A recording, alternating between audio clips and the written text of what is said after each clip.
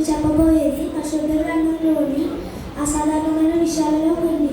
969 సంవత్సరాలు జీవించిన వ్యక్తి మెతూషెలా.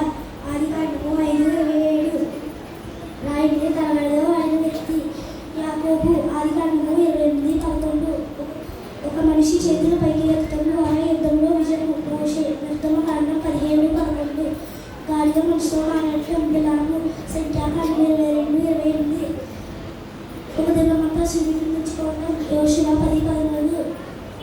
ఒక నీళ్లు బ్రతికిన మనుషులు. న్యాయాధిపతులు 7:5.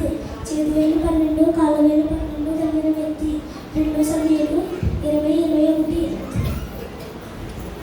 సొంత బిడ్డలు ముందుకు తినే స్త్రీ. 2 రాజులు 6:29. 88 మంది పిల్లల తండ్రి. 2 దినవృత్తాంతం 11:21. ఎన్ని నెలలు జీవించడం. ఎస్కేలు 37 విడతలను ఆహారంలో తిన్న వ్యక్తి. బాప్తిస్మిచ్చి యోహాను. మత్తాయి 3:4. ప్రార్థించినందుకు 17 సంవత్సరాల ఆయుష్. హిజ్కియా 31:1.